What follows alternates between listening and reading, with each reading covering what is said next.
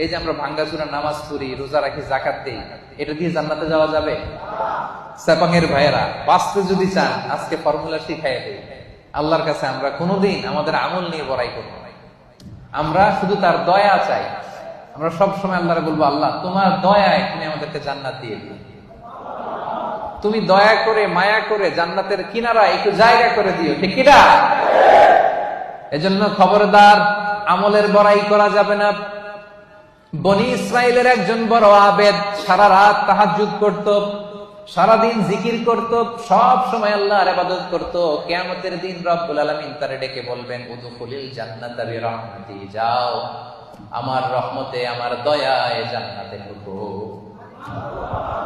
কিন্তু উনি আলহামদুলিল্লাহ পড়ে নাই, উনি বলে বালবি আমালি, আল্লাহ আমি আমার আমল দিয়ে যাব।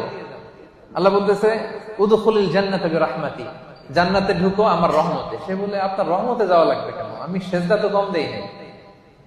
মনোযোগ আছে আপনাদের?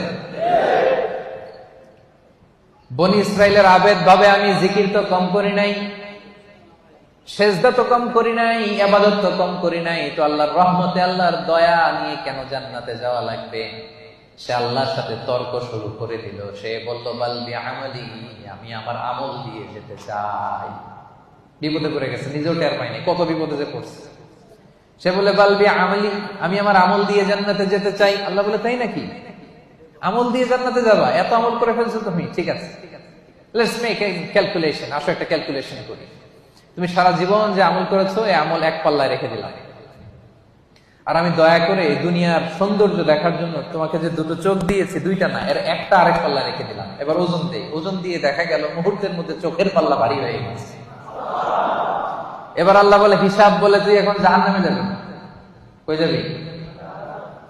তুই তো ক্যালকুলেশনের পাগল, আর ক্যালকুলেশন করছে কার সাথে? সব রাজার বড় রাজা, মহারাজা, ঠিক কিনা? মহারাজার সাথে ক্যালকুলেশন চলে না, বড় বসের সাথে, অফিসের বড় বসের সাথে তর্কাতর্কি চলে? কথা বলেন? ইজ দ্য বিগ বস, উনি যেটা বলে ওইটাই ঠিক, ওইখানে ক্যালকুলেশন চলে না। আল্লাহ বলছিল আমার দয়ায় জান্নাতে যাও, জান্নাতে ঢুকে যাওয়া দরকার ছিল, কি বলেন? এই বোকাই করছে কি, ক্যালকুলেশন শুরু করছে, আমি তো আমল কম করি না, আমি আমল দিয়ে যাবো। আল্লাহ বলবে এবার আমল বলে তুই জাহান্নামে যাবি।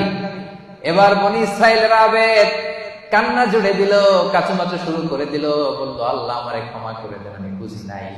এবার টনক লাগছে, আল্লাহ আমি বুঝি নাই, উপলব্ধি করতে পারি নাই, আমি বুঝতে পারি নাই, আমাকে ক্ষমা করে দেন, আমার আমল দিয়ে কখনো জান্নাতে যাওয়া যাবে না। আপনার দয়া, আপনার ভালোবাসা